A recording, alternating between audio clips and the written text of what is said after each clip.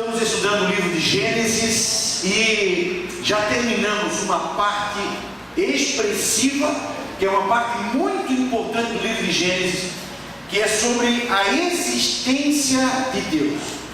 É óbvio, talvez você esteja pensando assim, mas pastor, nós estamos dentro de uma igreja e não tem por que a gente duvidar da existência de Deus, é verdade? Só que mesmo dentro da igreja, nós nunca nos preocupamos em defender a existência de Deus fora do aspecto da fé. É claro que eu posso dizer, eu creio que Deus existe e amém, ponto e deu. Mas como que eu posso defender que Deus existe sem entrar no campo da fé?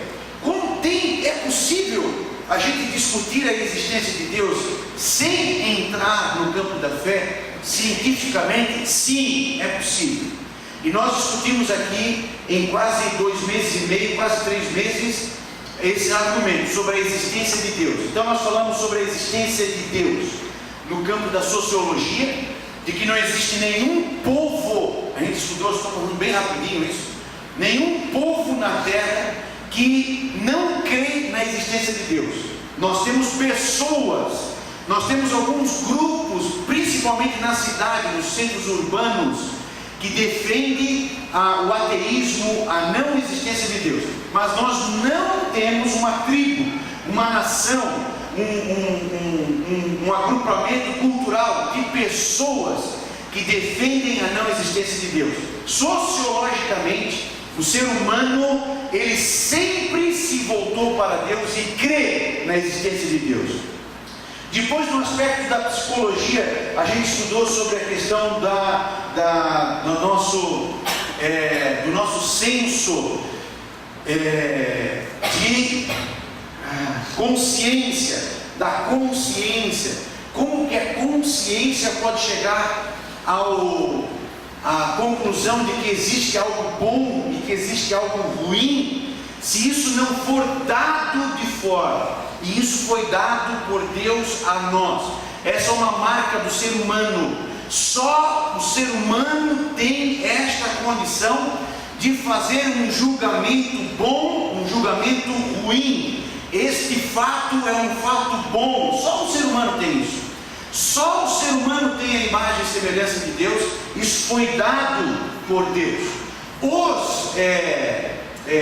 Os evolucionistas vão dizer que isso é um aspecto da evolução do ser humano, mas isso é impossível. Eles falam muita coisa, agora provar, comprovar, não provam, e não tem como provar, porque é verdade que eu tendo olho azul, meu pai tendo olho azul, minha família tendo olho azul, a mãe da Tati tendo olho azul, provavelmente a minha filha ou meu filho, se tivesse um filho, poderia ter uma grande percentagem de probabilidade de ter olho azul geneticamente, porque isso são coisas genéticas. A consciência, ela não é passada geneticamente. Não tem como eu passar os livros que eu li. Vamos supor que eu tenha lido 1000 livros até o final da minha vida. Não tem como eu passar esses 1000 livros para minha filha. Se ela quiser, ela vai ter que ler de novo. A consciência, a inteligência, ela não é genética. Tem pessoas que confundem, que dizem que os judeus são pessoas geneticamente mais inteligentes.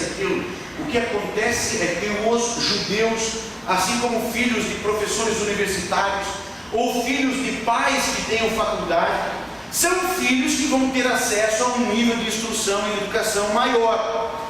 E os judeus são um povo que leva muito a sério a instrução, assim como o japonês também leva muito a sério a questão da educação. Não é que as crianças são mais inteligentes do que um baiano, do que um catarinense ou do que um africano. Acontece que as crianças já nascem num lar, por exemplo, no judaísmo, em que a primeira coisa que eles vão ver é o pai lendo, recitando escritura. A primeira coisa que uma criança, filho de pais universitários, vai ver é o pai estudando na frente de um computador. O que você vai fazer? Já logo ela vai saber lidar com o computador, logo ela vai querer ler também. Lá em casa, desde muito cedo, a Maria não sabia nem ler, mas ela gostava de pegar os livros. Estava eu e a Tati lendo, ela estava do nosso lado, um livro de cabeça para baixo, e ela ficava folheando o livro, procurando figurinha, até encontrar. Ela ficava meia hora. Mas isso não é porque a Marina é mais inteligente, não é porque o japonês é mais, não, é porque está inserido numa cultura que isso são coisas importantes. Não tem como geneticamente nós passarmos conceitos de bem, conceitos de mal. Eu sei que nós estudamos isso aqui, nós ficamos 2 cursos de quintas-feiras eu falando sobre a questão da consciência. Então, sociologicamente, na questão da consciência, e também no aspecto lógico, nós discutimos os argumentos de Aristóteles e alguns filósofos, inclusive a teoria do movimento de Aristóteles, que todas as coisas mudam, nada muda sozinho, e que para que as coisas comecem a mudar, tem que ter havido alguma coisa que estabeleceu a mudança. Então, nós estudamos bastante isso. Deus existe, isso nós estudamos já. Agora nós vamos estudar que esse Deus que existe é o Deus criador de todas as coisas. Porque Gênesis, irmãos, Gênesis tem uma pilastra.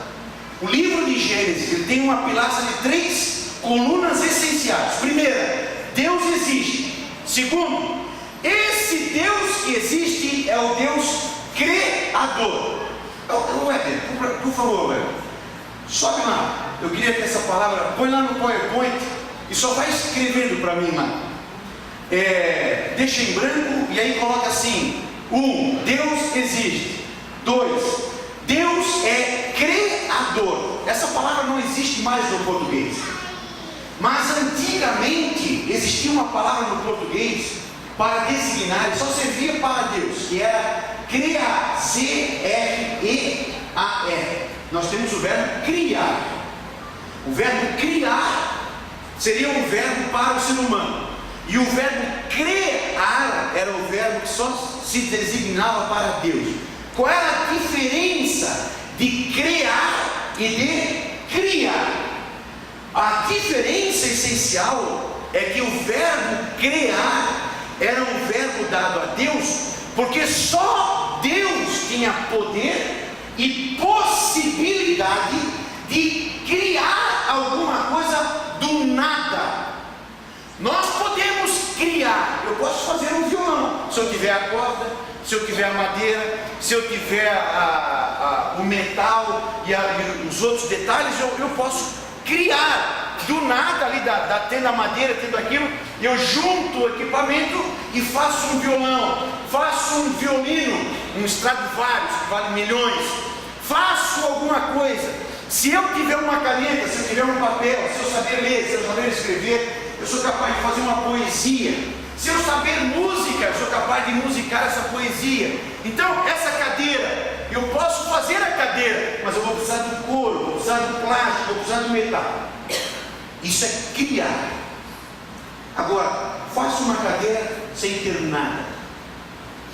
Faça uma cadeira sem um nada. Isso foi o que Deus fez. Abra aí Hebreus, né? Hebreus capítulo 1. É 1, será? Não é capítulo 1. Onde diz que ele do nada chamou à existência todas as coisas. Quem é que acha para mim, por favor?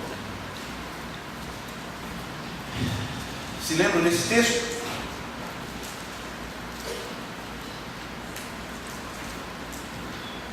Deus existe, Deus criador. Ok, enquanto alguém acha para mim, chamou as coisas que existem daquilo que não existe. Esse é o Deus criador. Então, Gênesis está sobre 3 colunas, irmãos. Primeiro, Deus existe. Segundo, Deus é o criador. É o capítulo 1, versículo 1. No princípio, Deus criou, ou o verbo correto, criou todas as coisas. Então Deus existe, está no verso 1. O verso 2 e o Espírito de Deus pairava sobre as águas. Aí vem a terceira coluna do livro de Gênesis. Deus existe, Deus criador, e Deus que está na criação, que Isaías vai chamar de Emanuel, Deus conosco. Então são 3 linhas que combatem Gênesis. A ciência, ela combate Gênesis nessas 3 linhas. Primeiro, Deus não existe. Se não funcionar que Deus não existe, bem, Deus não criou, nós somos fruto da evolução. Bem, Deus não existe, Deus não criou. E outra coisa importante, Deus não se importa com você. Deus não se importa comigo.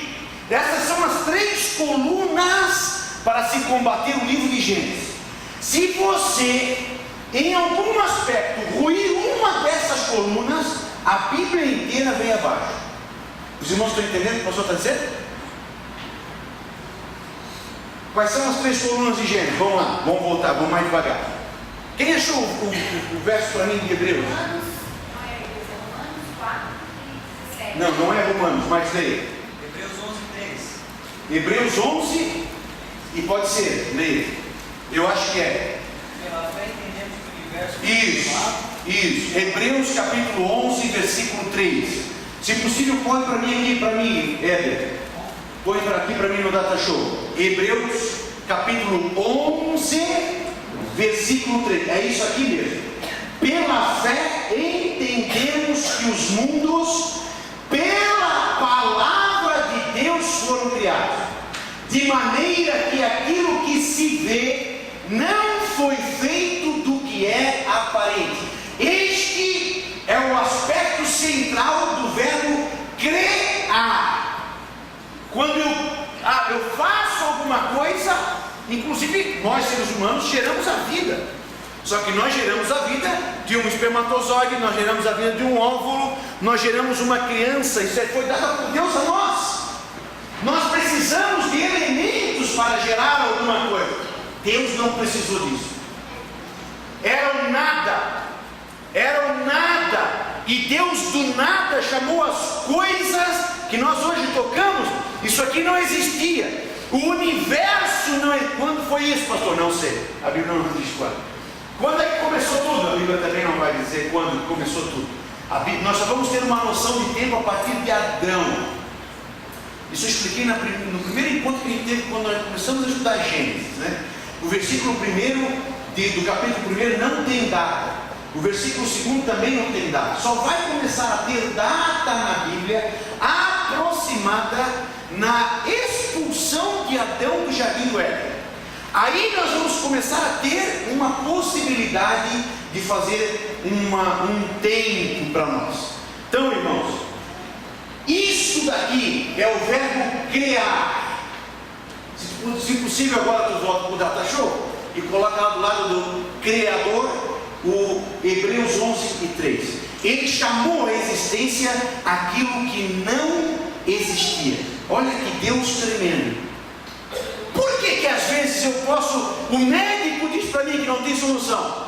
Por que às vezes alguém que entende, o melhor especialista do mundo diz, não tem jeito? Por que às vezes eu digo, não, meu casamento acabou? Por que às vezes eu digo, não, essa situação não tem mais como? E Deus faz o como. E Deus faz o milagre. E Deus faz tudo de novo. Por quê? Porque Ele tem o poder de ser criador. Deus não precisa de que haja a madeira. Deus não precisa de que haja os elementos para Ele fazer alguma coisa. Deus faz do nada. Amém? Vamos voltar lá então, porque isso aqui eu queria que ficasse bem claro para nós. Quais são? Põe para mim lá então, Éder. Isso. As 3 colunas, Éder, do livro de Gênesis. Primeiro, qual é? Qual é? Deus existe. Deus existe. A segunda, Deus é criador. Esse verbo não existe mais no português. Não existe mais, né? Não existe mais no português. Ele existiu durante um bom tempo. Hoje em dia, como está tudo partindo para uma secularização do vocabulário, tudo aquilo que é sacro, tudo aquilo que é espiritual do vocabulário, eles vão tirando fora. Isso já faz tempo, esse processo. Então, dizer que Deus é criador e o homem é criador, eu diminuo muito a pessoa de Deus. Vocês não estão entendendo? Isso dá um estudo. Isso por si só dá um estudo, não é, professor? Isso por si só dá um estudo. Eu chamar o homem de criador e dizer que Deus também é criador, olha só, ou eu equiparo o homem a Deus, ou eu diminuo Deus à mesma estatura que o homem. E não tem como, tem que ter palavras distintas e diferentes. Não dá para equiparar Deus e o homem. Então Deus é criador e o homem é criador. O homem depende das coisas. Vamos lá. Deus existe, primeira coluna. Segunda coluna, Deus criador. E terceira coluna, que é o Deus conosco, Deus na criação. Põe para mim lá então, por favor, Éder. Deus existe, Deus criador e Deus conosco. Irmãos, se eu quebrar toda a Bíblia, de Gênesis a Apocalipse, se eu quebrar uma dessas colunas, eu descontinuo, eu fulmino, eu arruino toda a palavra de Deus. Os irmãos concordam comigo? Por exemplo, tem como eu acreditar na palavra de Deus, entendendo que Deus não é o Criador? Não. Eu até creio em Jesus, eu até creio que Jesus é bonzinho, que Jesus é legal. Pô, Jesus veio com uma filosofia legal, mas não foi Jesus que fez as coisas. Eu tenho como acreditar nisso e ao mesmo tempo nesse Cristo? Ou melhor, eu tenho como acreditar que Jesus cura, que Jesus salva, os meus pecados, mas Jesus não é Deus? Eu teria como acreditar nisso? Não tem possibilidade dessas duas coisas andar juntas. Não, eu até creio que Jesus veio com uma filosofia interessante, mas Jesus não é Deus. Jesus não o que eu faço de Jesus então? Eu pego Jesus e não preciso de Jesus. Por último, eu tenho como acreditar que existe Deus. Eu tenho como acreditar que Deus é criador, mas Deus não quer nada comigo. E olha, tem muita gente inteligente que acredita nisso. Dentro da teologia, nós vamos chamar isso de teologia deísta. É deísta ou teísta? Deísta, né? De W. Teologia deísta. Deus existe, Deus criou, mas vocês se viram aí. Vocês é que se virem aí agora. Quer dizer, não adianta eu orar, não adianta. Então, novamente eu pergunto, para que Jesus? Por que Jesus morre numa cruz? Por que Jesus vem sangrar? Por que Jesus vem morrer na cruz, se Ele não se importa comigo? Então, irmãos, essas são as três colunas principais do livro de Gênesis. Deus existe, Deus é criador e Deus está conosco. Dentro desse contexto, nós vamos ter uma grande batalha espiritual e científica. Científica entre aspas, porque de ciência não tem nada. Mas nós vamos ter uma grande batalha, principalmente ideológica, do ceticismo, de eu não acreditar, de forçar a barra para que eu não acredite em um desses aspectos. Toda a tua vida, no teu dia a dia, irmãos, no teu dia a dia, a tua vida está baseada nessas três colunas. Deus existe? Não. Eu posso tocar no meu casamento como se Deus não existisse. Eu posso tocar a minha vida sexual como se Deus não fosse comigo. Eu posso tocar a minha vida emocional como se Deus não tivesse me criado. Eu não preciso prestar conta a Deus. Eu não preciso prestar toda a minha vida, todos os detalhes da minha vida vai estar incutido, vai estar inserido dentro destes três contextos. E aí, irmãos, nós vamos viver o que nós estamos vivendo hoje muito nitidamente dentro do Evangelho, que eu vou chamar de cristianismo ateu. Um cristianismo ateu. Eu sou cristão, mas eu não creio que a vida seja isso. eu sou cristão, mas eu não creio que a minha vida tem que obedecer a palavra de Deus. Eu não creio que a minha vida eu devo a satisfação de santificação a Deus, e eu não creio que eu fui chamado para o evangelizar. Os irmãos estão me entendendo? Ou o pastor está correndo muito? Estão me entendendo? Eu vivo um cristianismo, eu estou dentro da igreja, tem muitas pessoas que estão dentro da igreja, tem muitas pessoas que são pastor, tem muitas pessoas que fazem parte de ministérios, mas que não vivem nada, não vivem nada daquilo que a Escritura tem para nós, não usufrui nada daquilo que a Escritura coloca para nós.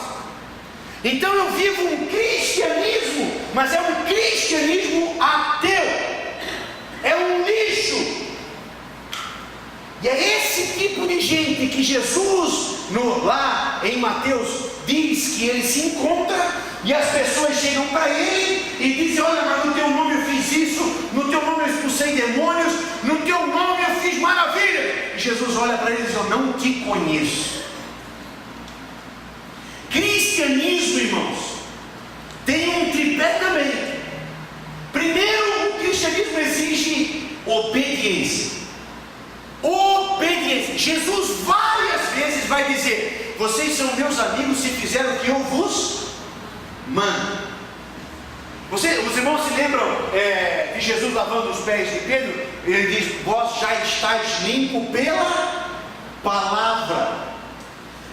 A palavra de Deus, irmãos, a palavra para nós, a palavra de Deus para nós, ela é um caminho que eu não tenho que pensar o que eu acho. Jesus não está perguntando para mim, Jesus não está discutindo comigo quando ele diz que eu tenho que fazer aquilo. Jesus simplesmente diz: se você fizer isso, você será bem-aventurado. Na terça-feira eu estava conversando sobre isso, aqui no nosso culto de terça-feira. Eu estava falando sobre isso. Quando Jesus diz, quando Jesus lava o pé de Pedro, quando Pedro diz: não, tu não vai lavar o meu pé. Jesus diz: se eu não lavar o teu pé, eu não tenho parte contigo. Aí Pedro já vai para o outro lado: tá bom, então agora lava meu pé, lava minha mão, lava minha cabeça. E Jesus diz: não, Pedro, olha a paciência de Jesus. Não, Pedro, vocês já estão limpos pela palavra, mas é preciso lavar os pés, ok?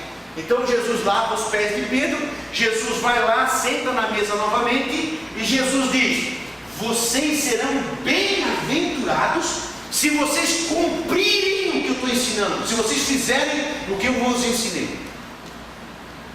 Vamos ver só essa frasezinha bem rapidinho. Se vocês fizerem o que eu estou dizendo, vocês serão bem-aventurados. Como é que lê essa frase ao contrário? Quem estava no culto de terça já está na ponta da lei. Pensa nessa frase ao contrário. Jesus diz claramente aos seus discípulos assim: se sabeis estas coisas, bem-aventurados sois se as fizerdes. Jesus vai, Jesus ensina, e Jesus deixa a conclusão final: se vocês fizessem como eu disse, se vocês fizessem como eu ensinei, vocês serão bem-aventurados. Como é que fica essa frase ao contrário?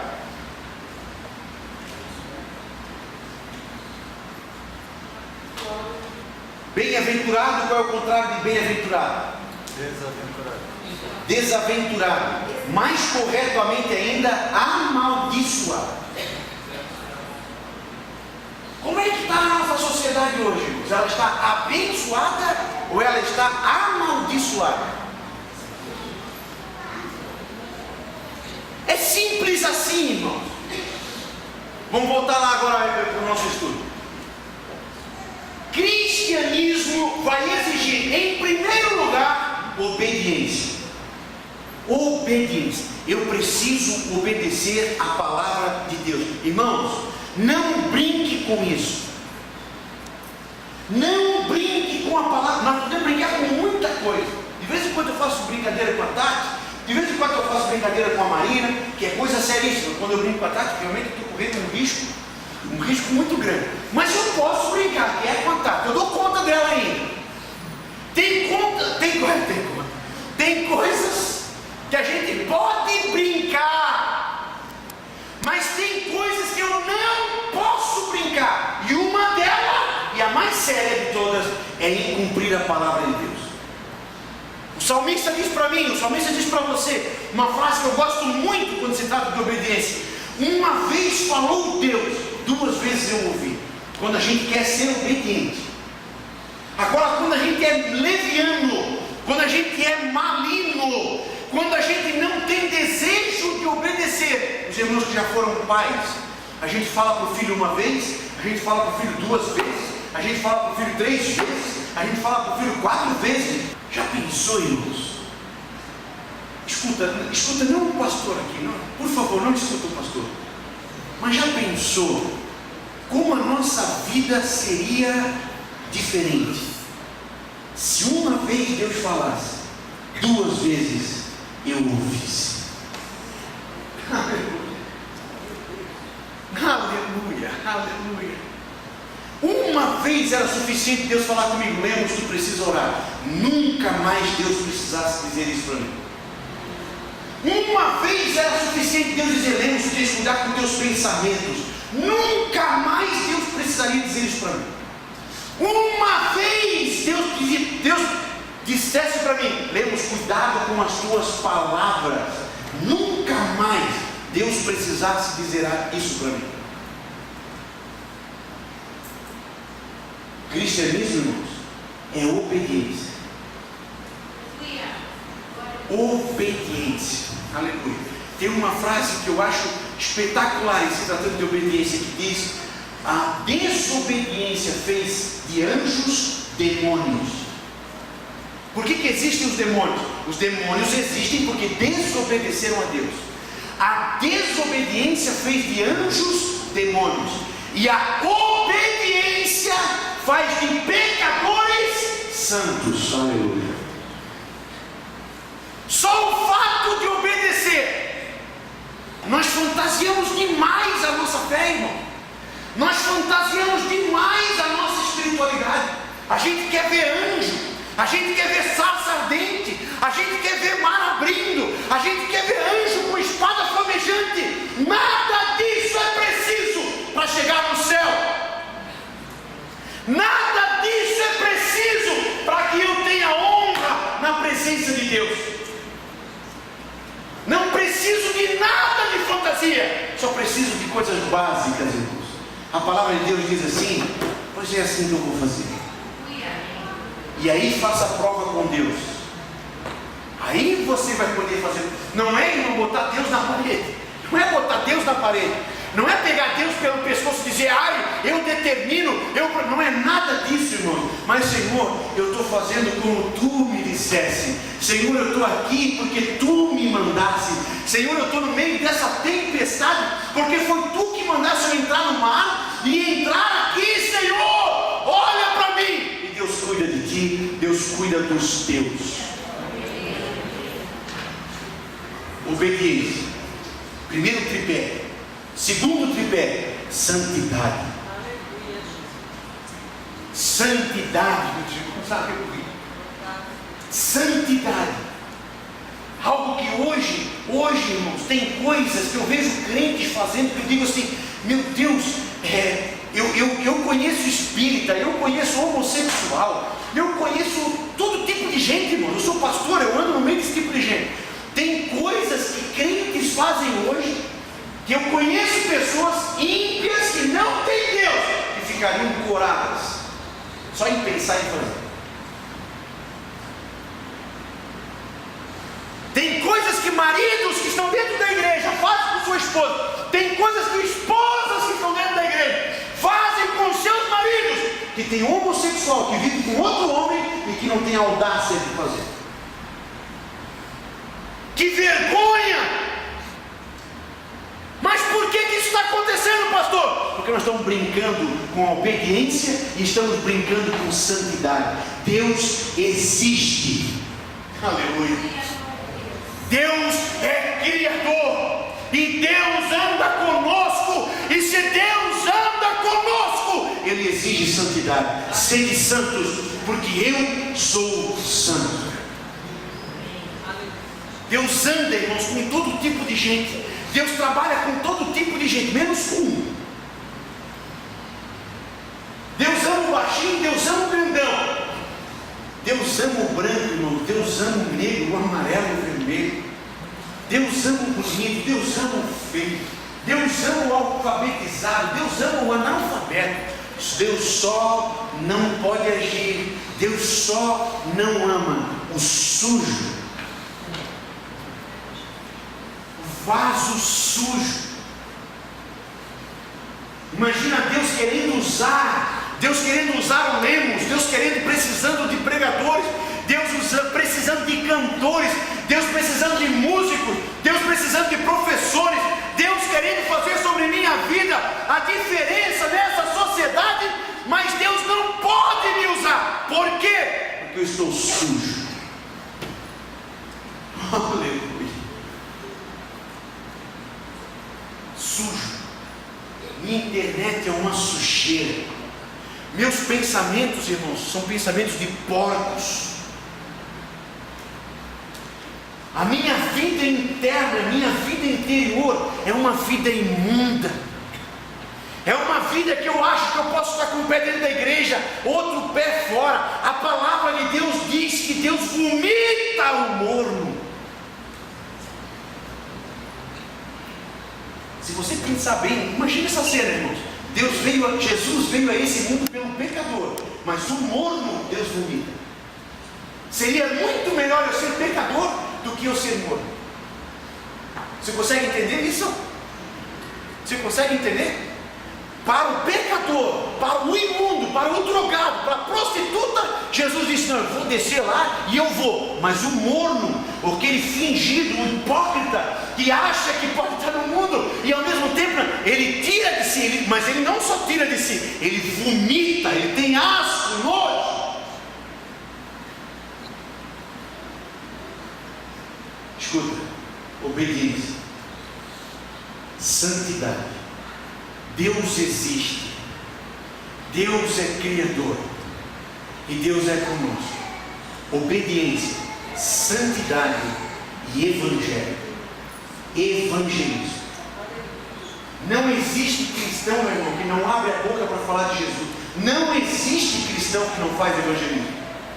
E eu não estou falando do evangelismo só de entregar folheto. Eu não estou falando do evangelismo só do fazer culto debaixo da figueira. Não, estou falando de evangelistas, aqueles que vivem Jesus. Que as pessoas olham para você e veem Jesus. Aleluia! Aleluia! Queridos, Deus existe, Deus é Criador, Deus é conosco. Viu como a gente está longe disso? Um cristianismo ateu, um cristianismo que eu acho, Jesus nessa terra, irmãos, Jesus veio a essa terra para apontar. Todo mundo que olhava para Jesus via o Pai. Tomé dizia: mas tu vai para o Pai, quem é o Pai? Jesus disse para Tomé: Tomé, se tu vês a mim, tu vê o Pai. A nossa tarefa, irmãos, esse dia estava eu, o Jaime e o Emerson numa reunião da sociedade, estavam nós dois, eu não sei se tinha outras pessoas lá, pelo jeito não, mas estavam nós dois lá de cristão e tal, e quando eu disse que eu era pastor, as pessoas tudo se olharam assim e tal. A nossa função é mostrar Jesus. A função de Jesus era apontar para o Pai. A nossa função como cristão é falar de Jesus. Só para os irmãos verem, só para os irmãos entenderem o que eu estou falando. Só para os irmãos verem. Foi sábado passado, não, retrasado, né, Jair? Sábado retrasado. Era aquela reunião que eu convidei os irmãos para ir. Eu fui naquela reunião. E eu estava lá. E aí eles começaram. Olha só que interessante isso, irmãos. Nós começamos com a reunião fazendo uma dinâmica para fazer um levantamento. Quais são as pessoas que poderiam nos ajudar a mudar o trânsito de São José, da nossa cidade? Aí todo mundo falou de hospital, falou de mídia, falou de prefeitura, falou da autopista, falou de tudo. Ninguém lembrou de falar da igreja. Aí por último, eu disse, eu acho que a igreja poderia ajudar. Aí uma menininha, alguém estava, mas igreja? O que igreja tem a ver com trânsito? Eu nem olhei para trás e disse, olha, trânsito hoje é violência, trânsito hoje é estresse, trânsito hoje gera morte, trânsito hoje é falta de educação. Eu acho que isso são tudo temas da igreja. A igreja pode sim, em muito, ajudar na educação, a trazer vida, a trazer paz para o trânsito. Eu acho que a igreja deve estar aí como uma entidade que possa ajudar no trânsito, a discutir trânsito. Eles colocaram lá, igreja. Olha só que interessante. Aí eu disse que eu era pastor da igreja. Quando eu disse que eu era pastor, deu aquele silêncio. Quando eu falei que eu era pastor da Assembleia de Deus, deu um silêncio maior ainda. Nem respiração se ouvia. Mas olha que interessante, irmãos. Isso foi mais ou menos umas perto das 9 horas. No final da reunião, lá pelas 3 horas da tarde, já para o final da reunião, eles estavam procurando um lugar para fazer a próxima reunião. Onde é que nós vamos fazer a próxima reunião? Não dá para ser na prefeitura, porque a gente não quer ter ligação com a prefeitura. Não dá para ser lá, porque lá tem ligação partidária. Onde é que a gente pode fazer a próxima reunião?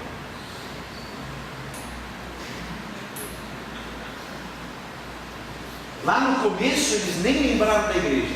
No final da reunião, eles fizeram a próxima dentro da igreja. Isso é evangelização. Não ter vergonha de dizer. Não ter vergonha de dizer quais são os meus princípios.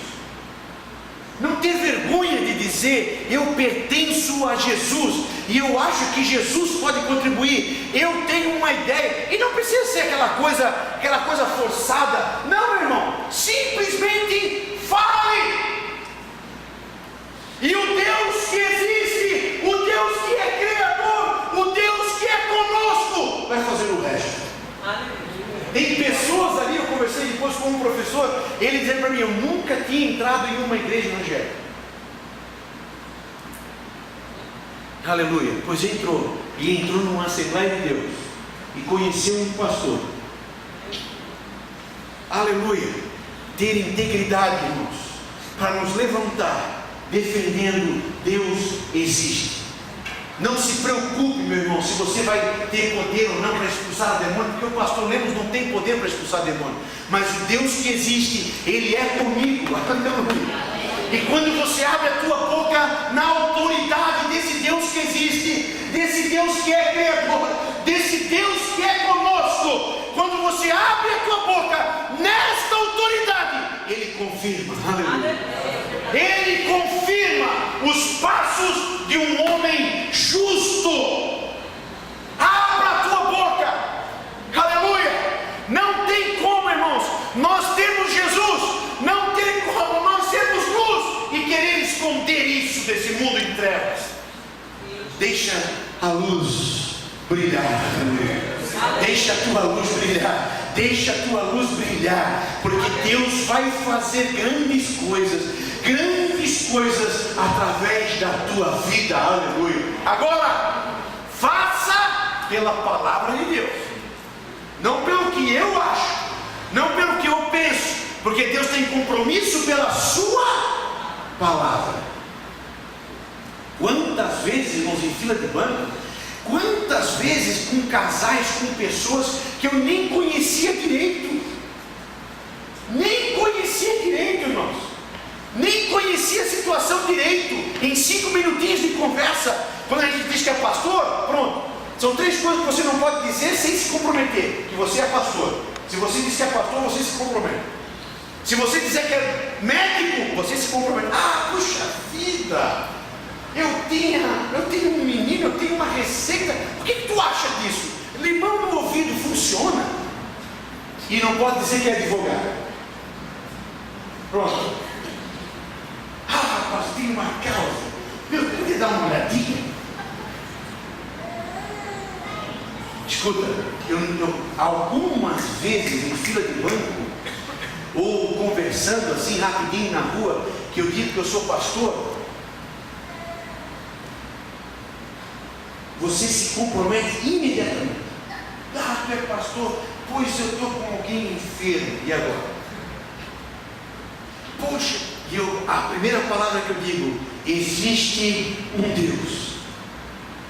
Esse Deus que é Criador tem todo o poder. Esse Deus que é Criador e tem todo o poder é conosco. Ele pode curar. Aleluia. Abra a tua boca, meu irmão. A Bíblia nos ensina a erguer mão santa, sem contenda, sem ira, e abre a tua boca em nome de Jesus.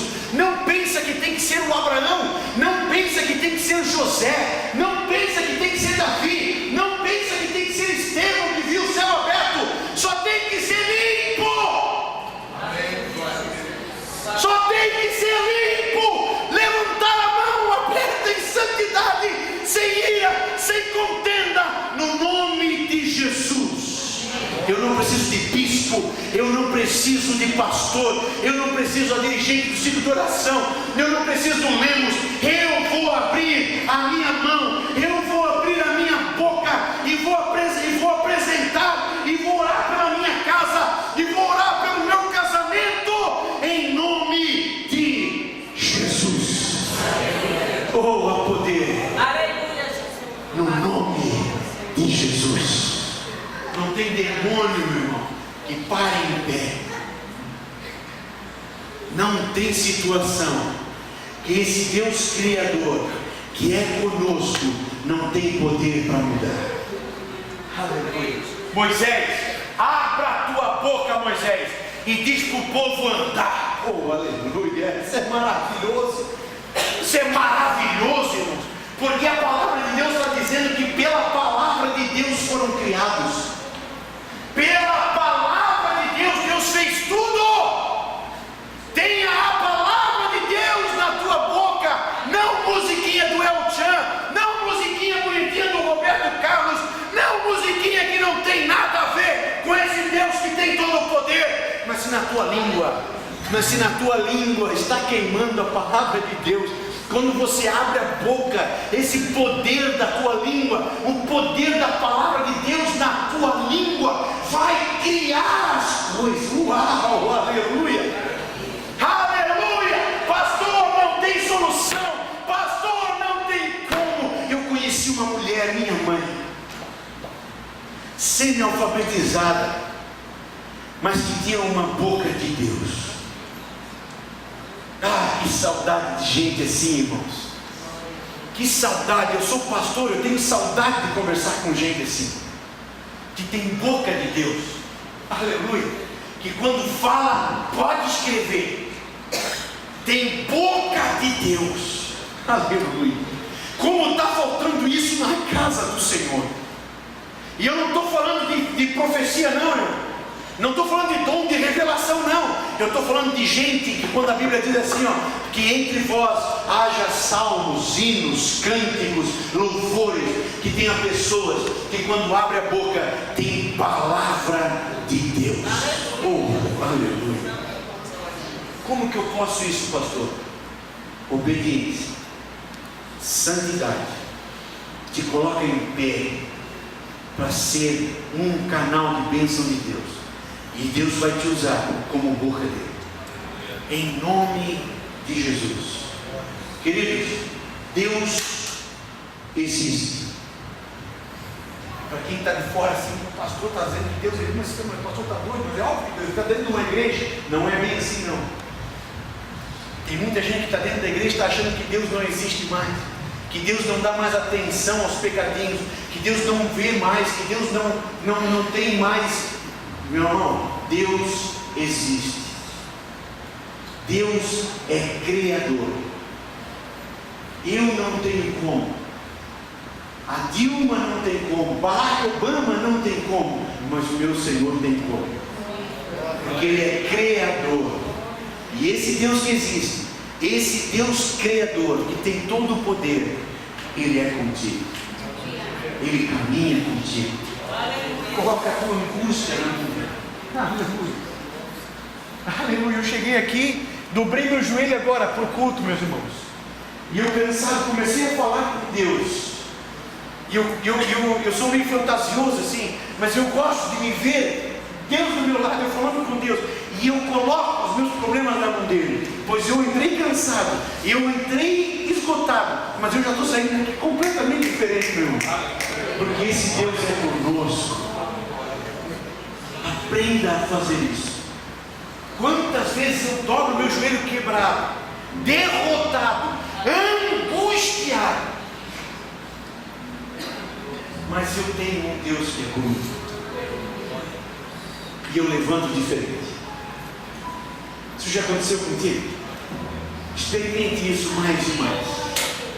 O Deus que é comigo, aleluia. O Deus que caminha comigo, o Deus que mora lá em casa, o Deus que vai para o trabalho comigo, o Deus que anda de ônibus comigo. Essa é a vontade de Jesus, irmãos. Se Jesus não quisesse viver isso, Ele não vinha aqui nesse mundo. Por que Jesus não podia mandar um anjo?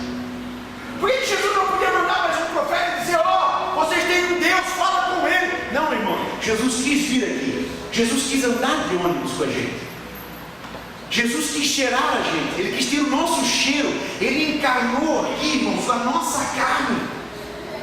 Ele quis ter a nossa fome, Ele quis sentir o calor de uma lágrima rolando. Ele quis entender o que é a gente ser xingado, o que é a gente querer amar, o que é a gente apostar tudo num casamento e ser traído. Ele queria entender isso. Chegando, é isso que quer dizer Deus conosco. Nós não somos um cão, irmãos, largado nessa estrada. Nós não somos órfãos. Nós temos um Deus que é conosco, caminha comigo, anda de ônibus comigo, vai para o trabalho comigo, mora na minha casa, cuida da minha filha, conhece as minhas angústias, entende as minhas lágrimas. Aleluia. Deus existe. Deus é Criador. E Deus é conosco. Ponha de pé essas três colunas na tua vida. Ponha de pé essas três colunas na tua vida. E não deixe a incredulidade, não deixe a ferrugem da incredulidade derrubar uma dessas colunas. Fortaleça, deixe ela em pé e viva uma vida de experiência cotidiana com Deus. Senhor Jesus, oh aleluia, Senhor. Muito obrigado, Jesus. Aleluia, aleluia, aleluia. Chemas te candei, queira checará, te candei. Como eu amo, Senhor, estar na tua casa. Como eu amo estar aqui, Senhor, com os teus filhos. Eu não sei, Senhor, se amanhã estarei aqui. Não sei, Senhor, o que será da nossa vida. Mas eu sei que tu estás aqui. E eu sei que amanhã, Senhor, aqui ou ali, tu estás conosco. Senhor Jesus, Deus Todo-Poderoso, obrigado, Senhor, por esse momento que tu nos deste, Senhor. Eu podia estar em tantos lugares. Até antes de vir a esse culto, Senhor, eu disse no meu interior: eu queria estar em outro lugar. Mas Jesus, obrigado pela tua mão que me trouxe aqui. Eu te agradeço, Senhor, por ter participado desse culto.